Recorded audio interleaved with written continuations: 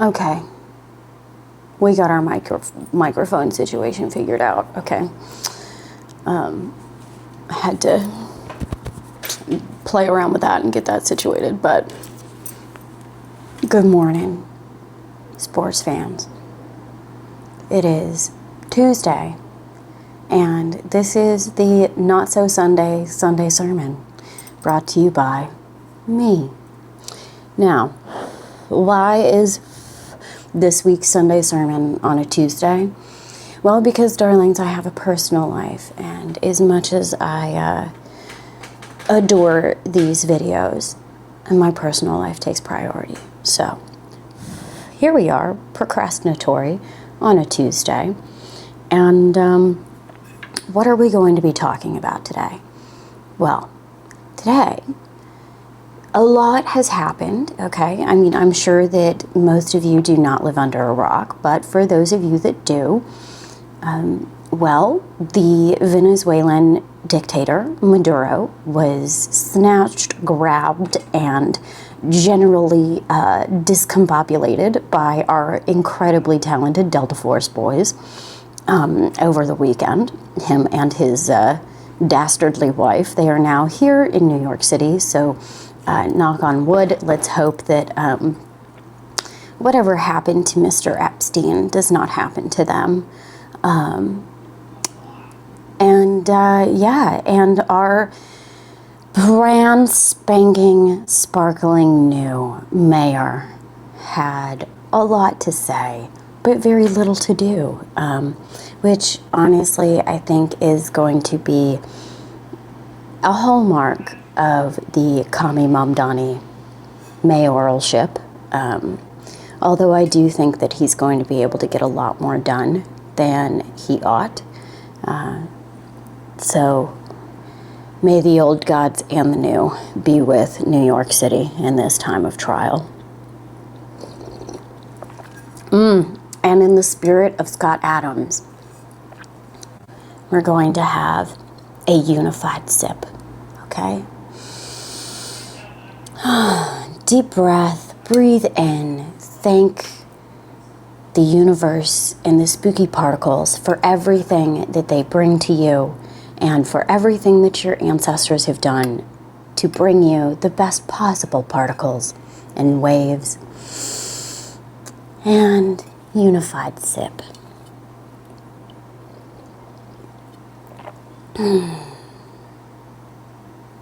Isn't that beautiful? Like I said, nectar of the gods, darlings. Nectar of the gods. Now, so, what are we going to be talking about today? Well, honestly, Kami Mamdani's speeches that he's been giving, rather, over the last few days, because, well, that's apparently all he can do right now. We're going to be talking about that, and it co-aligns beautifully with my recent review of, at y'all's request, of the 2024 Miss Grand International finals. I did both prelims and finals, and well, I was going to try and be polite, but frankly, my darlings, this morning I'm not feeling like it, okay? So we might get spicy today. And you know what? It's my video, and I'll talk about what I want, how I want. And if you don't like it, you can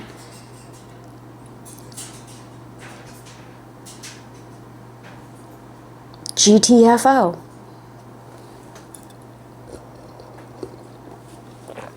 All right, I may have to, yeah, we're gonna have to, give me 1 second. The parrot has been on major parade this morning. Miss Thing, no, we're not gonna be doing that. We're not, no, fuck you, get in there, no. Oh, look at that. Can you see that? Can we see this? She bit the shit out of me. See that? Bit the ever-loving shit out of me. Well, she got rehoused. God damn it. Yeah. Fucker to you too.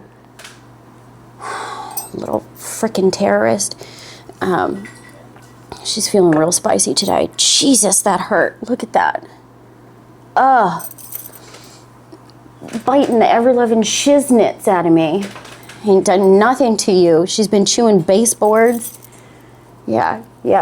Well, now you're rehoused, and there's nothing you can do about it. Everybody is feeling spicy this AM, okay? Anyways, I was reviewing Miss Cosmo 2024 per a request of a commentator. And when I got to the final question where, you know, they're brought on stage and they're all asked the exact same question. And I don't mind this, okay? So as a concept, and I promise this is going to end up being useful for everyone, okay, outside of beauty pageants, and it does tie to Mr. Kami Mamdani, okay? Pardon me. You just have to let me ramble and I'll get there, all right?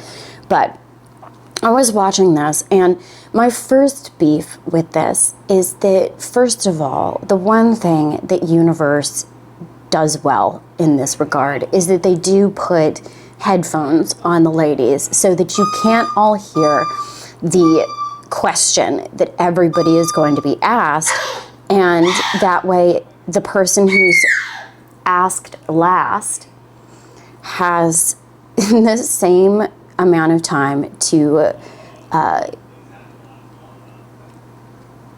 I was going to say cohere. I guess that works. Cohere an answer, formulate a response within the same amount of time that the first lady who's asked the question, right?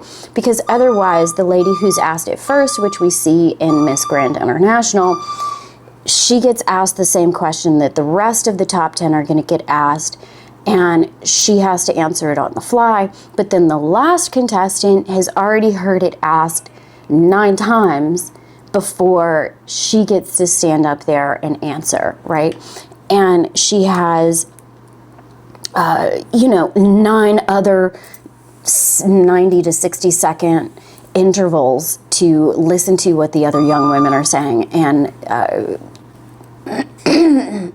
formulate her answer, right? So it's kind of, well, it's not kind of, it's absolutely unfair. So if you're not going to, no,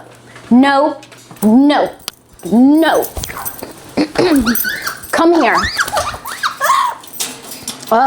Bird, you act a fool again. I'm putting you in the cage. You hear me? That's on me. I forgot that the side door was open. She figured it out and she escaped. But I got my eyeball on you. You fuck it around, you gonna find out, okay? You bit me once this morning. You behave or I'm putting you in a cage. You heard me. All right. Anyways, it is unfair. And if you're not going to keep the other contestants from hearing the question before they have to answer, then you're allowing them an unfair advantage to have more time to formulate a response, okay? But beyond that, which is the least of my issues with Miss Grand, is the biggest issue that I had with this particular segment of Miss Grand. And I have this issue with Miss Grand because, unless I'm mistaken, in 2024, Miss Grand, the contestants, that was the only question that they were asked.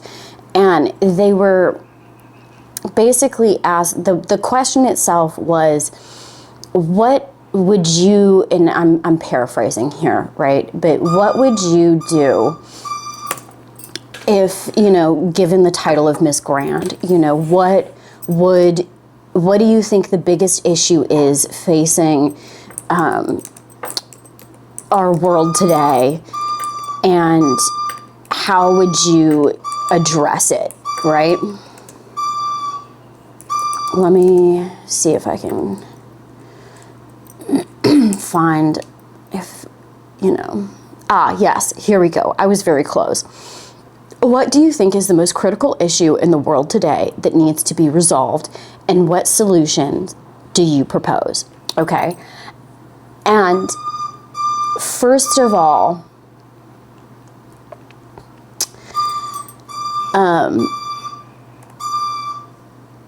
no one really gave an answer, right? Like, I think that I'd have to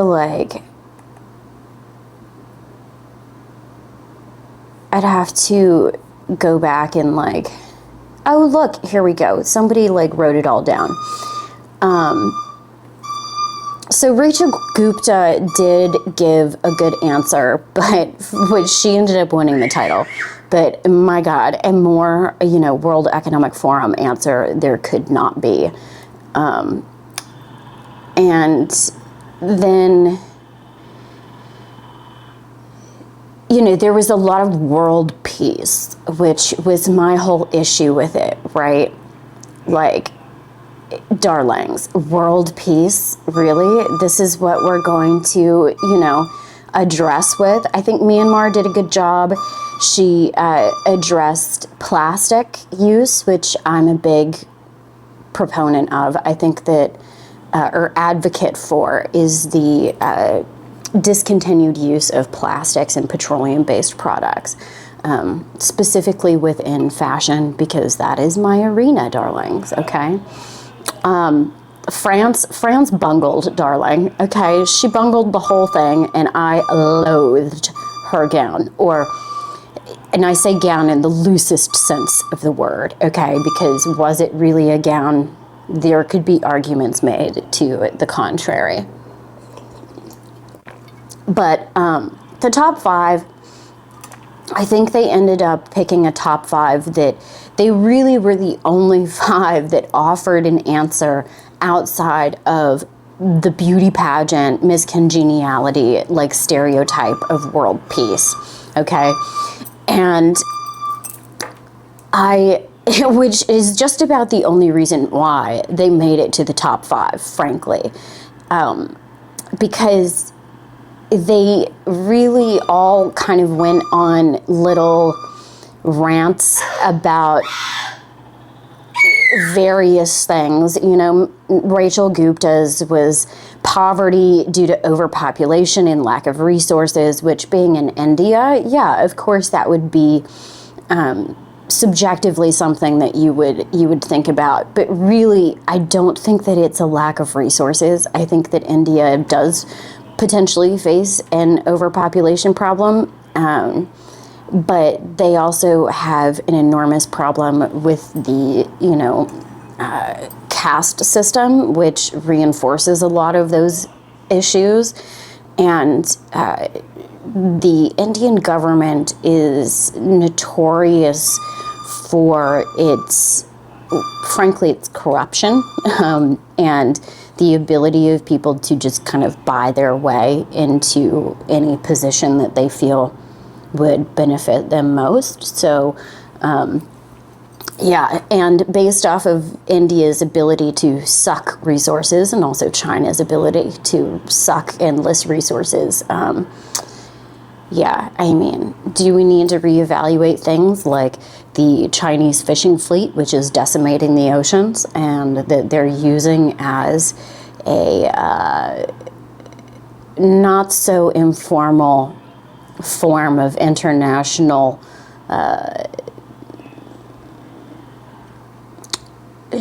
what is it? Threaten other countries with their fishing fleet, and intimidation. That's the word we're looking for. The Chinese fishing fleet, that it's not a navy. We just happen to have enormous amounts of fishing vessels and use them to threaten our adversaries. by parking them in international waters just outside of, your borders. But hey, who wants to talk about that? But, she talks about promoting birth control methods, and not everybody in India has access to food, water, education, and basic amenities.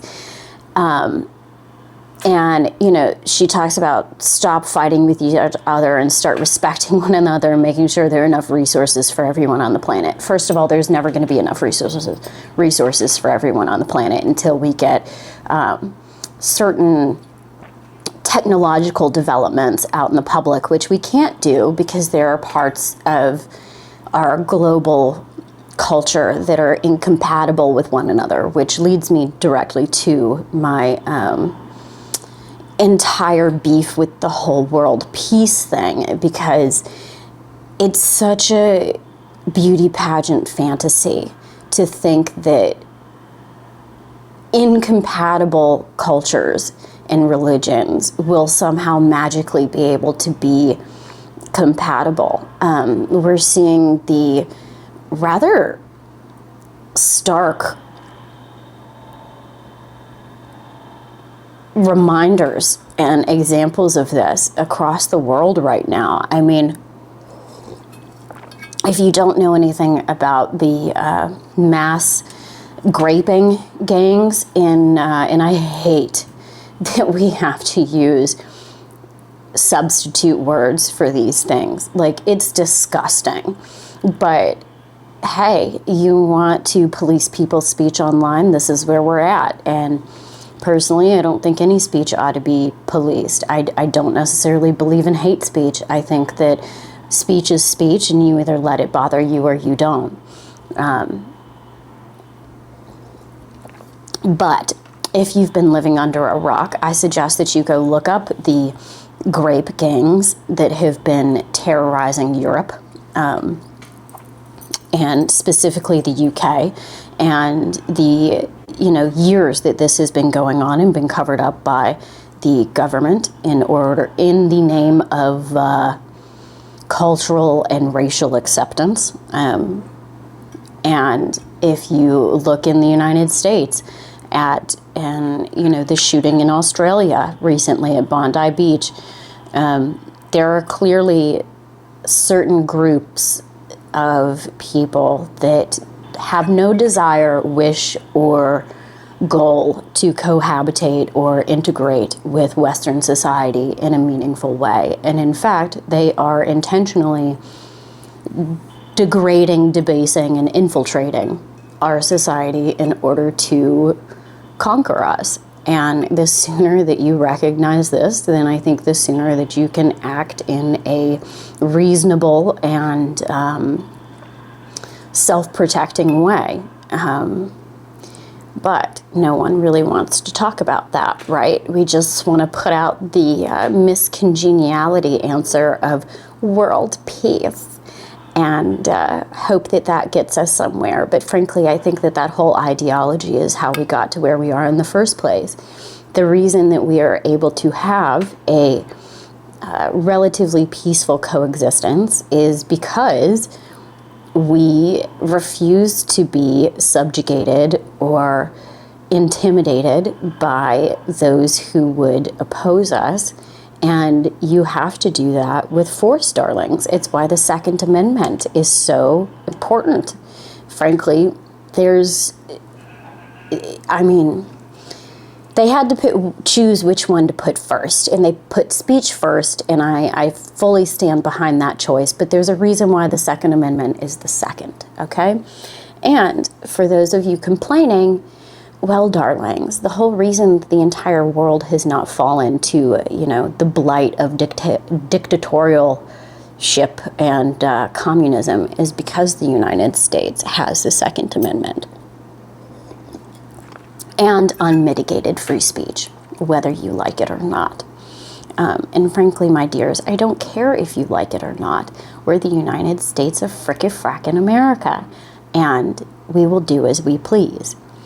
Now, So, in conclusion, this pipe dream of world peace, while it sounds very good and sparkly when on stage at a beauty pageant, it's completely unreasonable. And frankly, as a beauty queen, when asked what is the most pressing issue facing our world today and what can you do about it, world peace is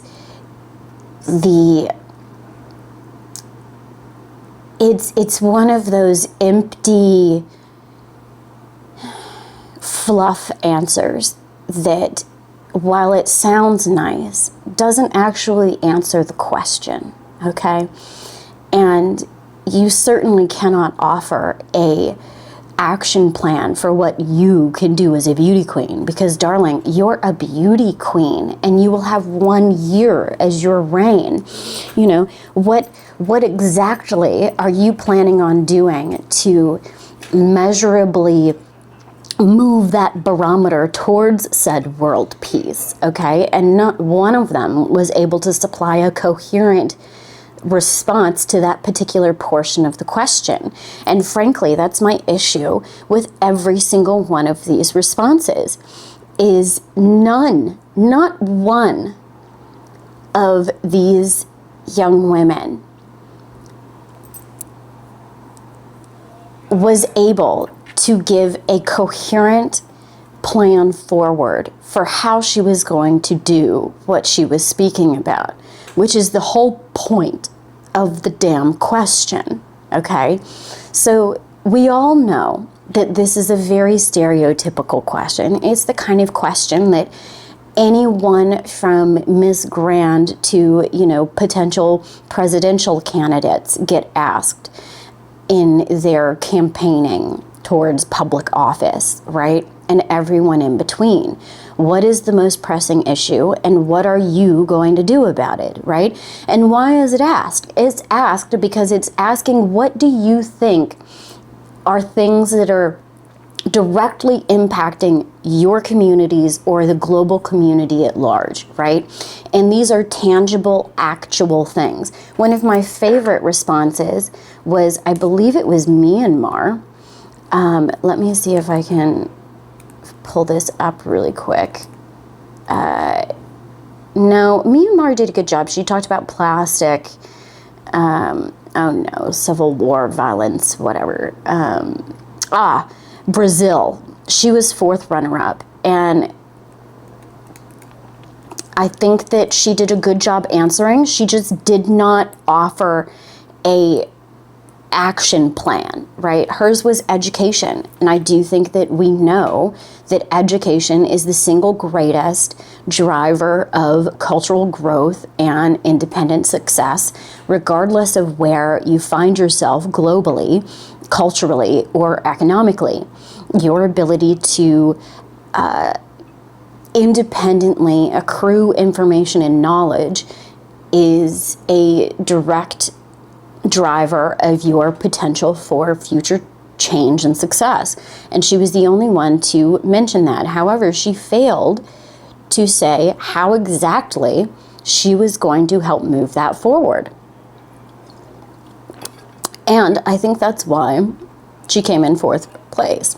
Well, that, and because, you know, Miss Rachel Gupta gave the, you know, WEF answer, which, hey, doesn't surprise me that that's what Nawat is looking for in his title holder, but we all know that her reign did not go the way that she thought it would. But anyways, so if you're asked this question, it's to show your consideration for actionable items, right? Whether you're running for political office or you're running for a beauty queen, running for a crown, right? You need to have something that you can actually do something about. I don't care what it is, right? Like, if it's like Miss Philippines in Miss Cosmo recently, who talked about mangroves, which I'll get into that whole, you know, finale as well. But that's actionable. It's something that can be done across the globe. Plant mangrove trees, right? And help improve river delta ecosystems and reinforce the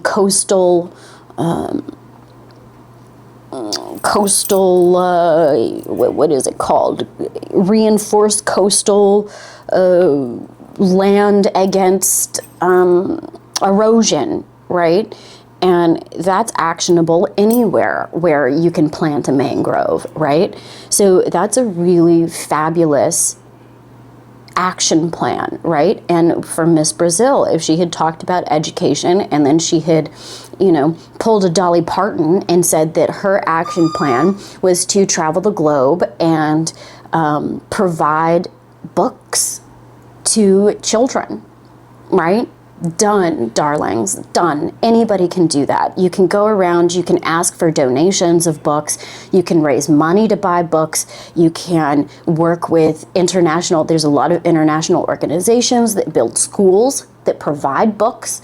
So that's a very easy, reasonable action plan that you can accomplish in a year and come out of the year with demonstrable success on that front, okay? But you can't say world peace and no, the UN has a hard time demonstrating a measurable incremental movement towards a world peace, and they're the UN, okay? I'm sorry, but Miss Grand International is not going to move that marker. No one is, because it's a pipe dream. It's unreasonable. True world peace couldn't even be accomplished by Genghis Khan, okay? Because realistically, the only way that you accomplish world peace is if you eliminate entirely every person and their descendants and their ancestors who oppose you and your culture and your ideology, right? So unless you're going to go around and you're just going to, mass erase entire civilizations, and other nations from the face of the planet, world peace is just not possible, okay? The best that we can hope for is tentative cohabitation, all right? That's mutually reinforced with economic interconnectivity and mutually assured destruction. But anyways, now, so that's my whole lesson to you, looking to move in public arenas or chasing a crown, darlings, okay? When you know that you are going to be asked these types of questions, answer the question, okay? Listen, and then formulate a coherent response, all right? Don't leave portions of the question unanswered. Make sure that you address every single aspect of the question, all right? Because if you don't, well, then you've failed, because they asked you a question and you didn't answer it, all right? Which may work out in your favor, but you've got a much higher likelihood of winning and placing higher if you actually answer the question. Now, how does that bring us back around to Mr. Kami Mamdani? Well, darlings, let me tell you, it is Mr. Kami Mamdani himself who is a beautiful example of the current crop of young political ideologues who have taken, and it's not just them, it's our political representation in general, who have realized that if they just say a lot of SEO terms together that sound nice. Yeah, is that so? Oh, well, all right then. Then you can 9 times out of 10 convince the sheeple that you've said something particularly smart or meaningful, when in fact you've said nothing at all right? And well, we're coming up on 30 minutes here, and I was gonna review some of Mr. Mamdani's brilliant speechifying. But I think I'm going to have to do that in a separate video. I think we're going to need to pull that up and make specific comparisons. And also, Madam Kiwi is making her discontent known. So we've got that going for us. But this is what I want people to start paying attention to. When you're listening to someone give a speech and what they are trying to or not say, what they are trying to say or what they're trying to not say, right? Are they actually answering the question? Are they actually saying something meaningful? Or is it just filler, right? Are they just giving you a fluff speech? Are they just giving you a series of SEO terms linked together that sound nice and sound good? I have to deal with this. Come up. Thank you.